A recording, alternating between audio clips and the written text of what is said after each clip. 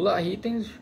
Eu sou Valmir Júnior e nós estamos nos nossos debates sobre tópicos teológicos, né? Acerca do item.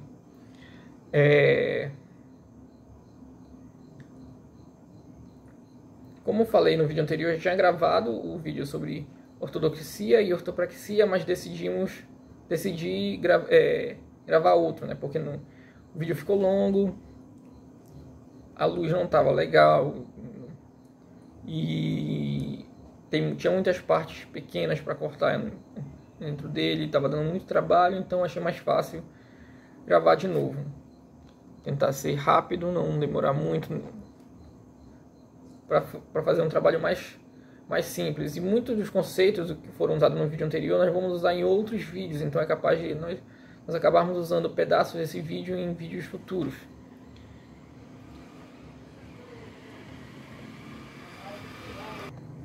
Por enquanto estou tentando fazer vídeos que não tenha necessidade de muita edição, né? Uma coisa mais corrida, mais uma conversa mesmo. E para um primeiro vídeo, né, o anterior foi uma introdução. Então, para um primeiro vídeo, nós vamos debater sobre ortodoxia e ortopraxia. E como isso se aplica à nossa religião.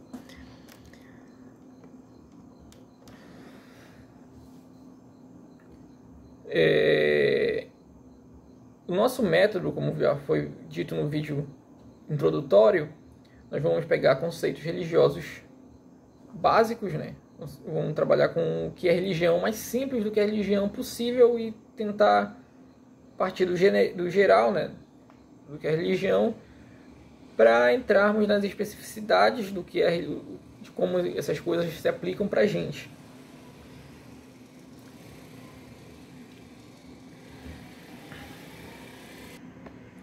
E nesse debate, né, sobre teologia, esse é um assunto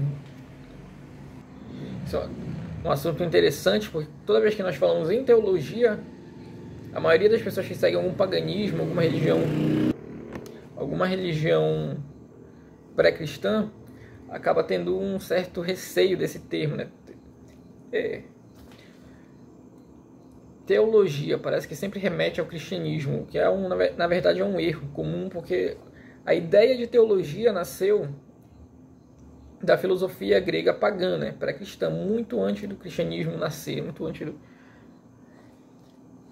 Então, teologia acaba sendo, na verdade, um ramo da filosofia que no cristianismo se tornou uma ciência, né? Com as ciências modernas se separando da filosofia e tudo mais, o cristianismo sendo eu acho que a única religião moderna que adotou a teologia como um estudo científico, né? Acabou se tornando uma ciência para o cristianismo, mas na verdade a teologia ela faz parte da filosofia da religião. Então, partindo dessa abordagem, os conceitos principais que nós vamos usar durante quase todos os nossos debates vai ser a questão do que é ortodoxia e o que é ortopraxia. E para não ficar uma coisa muito, eu peguei um lugar, inventou, eu sempre vou buscar me apoiar em um autor. Como eu falei no texto anterior, né? Nós temos autores como Robert Sachs, como os irmãos Odening, são importantes para esse debate. Mas também vamos usar autores que trabalham como, por exemplo, a história da religião, ciência da religião, filosofia da religião. E um dos filósofos que eu mais estudo, né, já há muitos anos, é o Mircea Eliade, né, que é um cientista da religião. Mas também a gente vai usar conceito junguiano, alguns conceitos de outros autores, mas nosso foco principal vai ser trabalhar com conceitos que se aplicam. Eu gosto do Eliade, porque o Eliade é uma pessoa que pesquisava a religião nórdica e trabalhava com a religião comparada, né? Ele trabalha com religião germânica, religião nórdica, com hinduísmo. Ele era um orientalista, né? Então, só que um dos conceitos que ele trabalhava era com a ideia de religião comparada. Então ele acaba partindo para a religião nórdica várias vezes. Mas para esse debate, né, para agora, para o momento, nós vamos conversar sobre a ideia do Sage, né, sobre ortodoxia e ortopraxia. Até mesmo porque ele é um autor que está sendo muito considerado atualmente, então para o debate ser atual, até é interessante ter essa base. E o Sage ele usa para comparar, e é uma comparação muito interessante que ele faz, para explicar o que é ortodoxia e o que é ortopraxia. Ele usa o cristianismo e o judaísmo. Porque ele usa essas duas religiões para explicar. O cristianismo é uma religião que é baseada na doxa, né? Ortodoxia significa a crença correta ou a doutrina correta. Parte do pressuposto de que existe uma doutrina correta, uma interpretação correta da doutrina. Por exemplo, a ideia de que a salvação vem pela fé. No cristianismo, a salvação vem pela fé. Então, ideia de que basta crer, tem que crer da forma correta, tem que crer no Deus correto e tudo mais. Então, são doutrinas do cristianismo. Tem que seguir a doutrina do cristianismo para obter a salvação. Já o judaísmo não está tão preocupado, até porque o judaísmo tem alguns tem uns conceitos parecidos com nossos, inclusive, com os nossos, que são, por exemplo, a ideia de renascimento, né? Morte e renascimento, ciclo ao invés de salvação e danação eterna. Então, o judaísmo ele não está preocupado tanto com a doutrina, mas com a prática, né?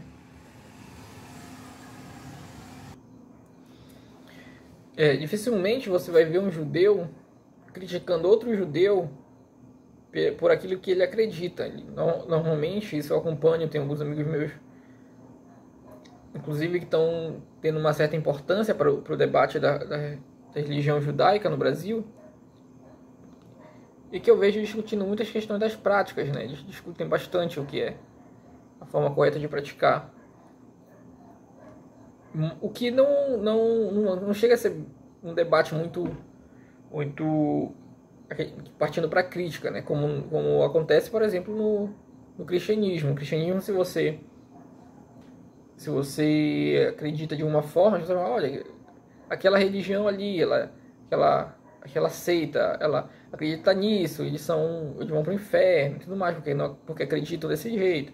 Então, no judaísmo, as pessoas estão discutindo mais. Não é nem uma questão de discutir, né? Não há tanta discussão. Se você juntar dois judeus de ramos diferentes, de ramificações diferentes, juntar eles numa mesma ritualística, por exemplo, eles não. Dificilmente eles vão ter um conflito.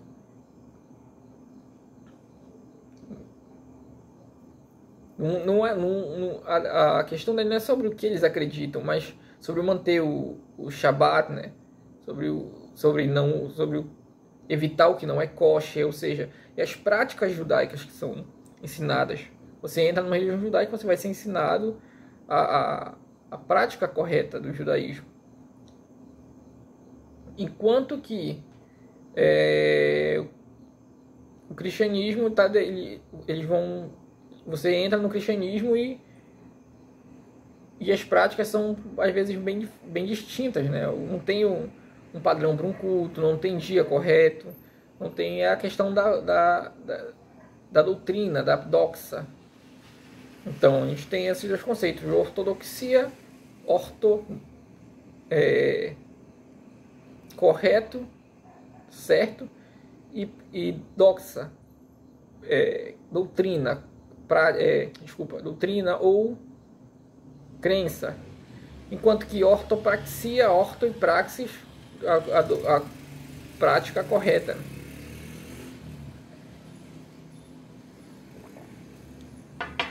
Então,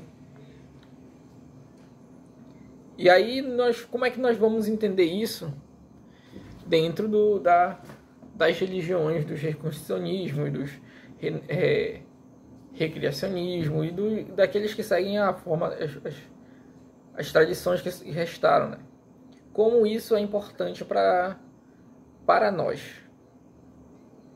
como isso acaba se aplicando a nós.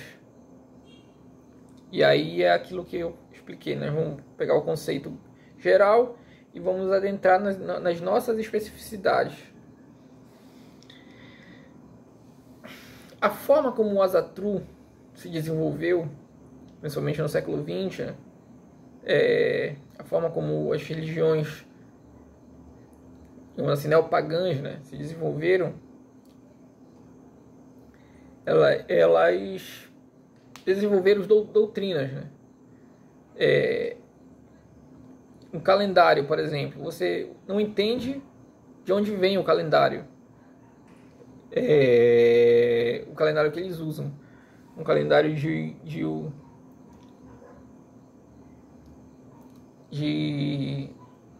8 datas principais, né, que são aquela roda do ano. De onde vem a roda do ano? Você não sabe de onde vem. Você aprende e chega e aprende uma doutrina das religiões.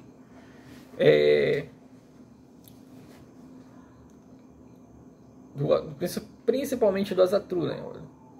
É uma doutrina Ásatruá. Você não pode questionar. Se você for falar nos grupos, eu fui questionar as pessoas que comemoravam o Yule, né, em julho.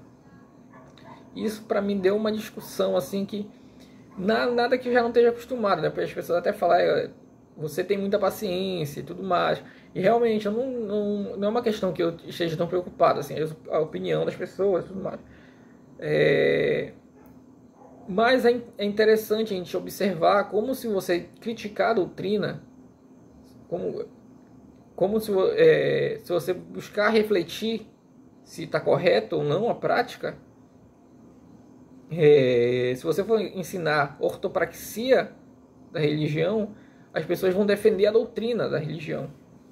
Então, eu falei, né? Mas por que vocês invertem o Yule? Aí sempre vem aquele mesmo argumento, porque o Yule é uma festa do solar e tudo mais, porque a gente tem que inverter o calendário e tem que mudar as datas para ir. Mas por que inverter? Porque é uma religião da natureza e tudo mais. É realmente uma religião da natureza? De onde as pessoas tiraram a ideia de que é uma religião da natureza? E aí transformam a religião numa religião brasileira. Deixa de ser uma religião. E é uma coisa que nós não vemos por exemplo, em religiões que seguem uma ortopraxia, como o judaísmo, já foi dado o exemplo, os hinduísmos. Tem um termo errado, hinduísmo, é um termo, na verdade, racista, falar hinduísmo. Mas é muito usado para questões didáticas, para a gente serve. Você não vê eles invertendo os seus calendários porque chegam aqui. Você não vê eles adaptando as datas porque estão aqui no Brasil. Então, por que a gente faz isso? Tem base na tradição? Não tem. Se você for para os documentos, você vai ver que não tem. São doutrinas. Doutrinas, elas não são questionadas. Elas não são... Você apenas aprende e segue as doutrinas. E aí, quando você tenta explicar que, na verdade, não é tão simples assim, as pessoas sempre vão se preparar para defender a doutrina, né?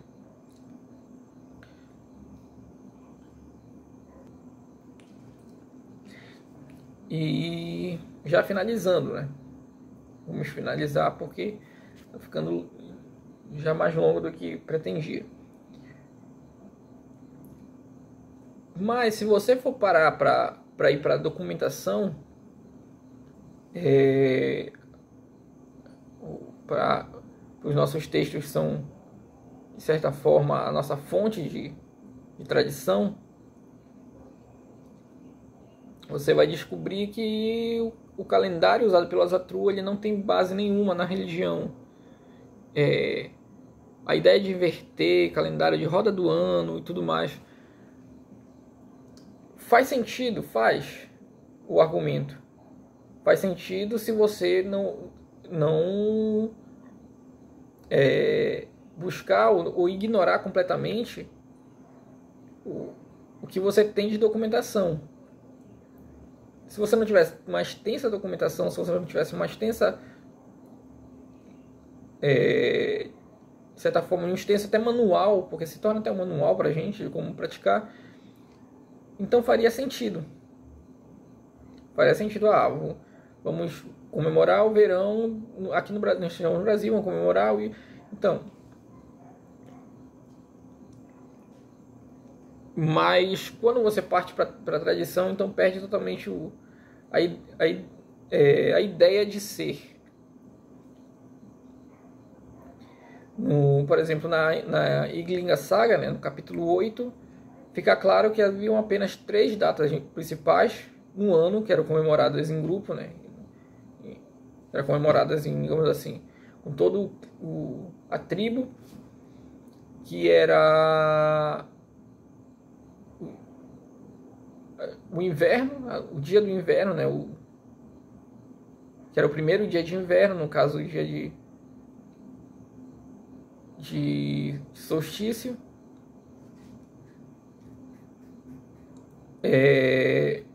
O outro no meio do inverno, que chamamos popularmente de Midwinter Night, né? E um no verão, que era o Sigblot, o Blot da Vitória, que era feito no solstício também de verão.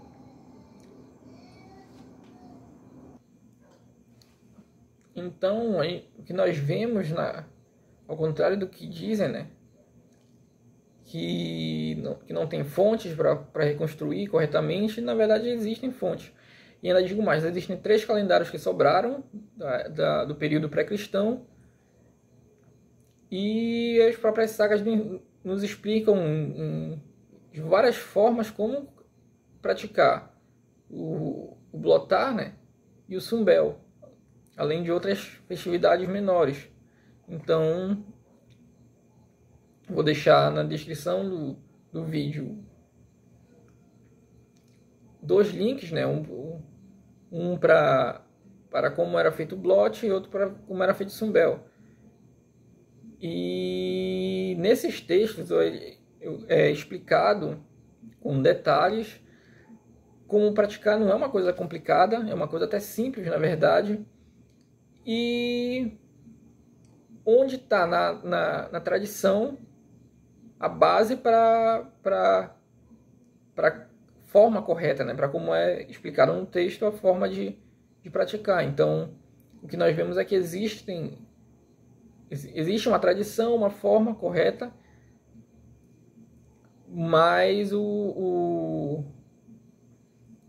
Asatru e outras vertentes modernas, né, preferem ficar discutindo dogmas, como falei anteriormente, preferem ficar discutindo, por exemplo,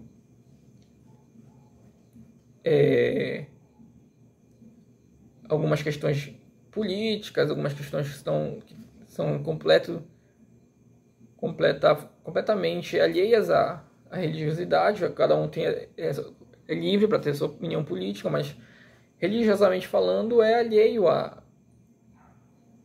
nossa religião. Essas discussões modernas, de política moderna.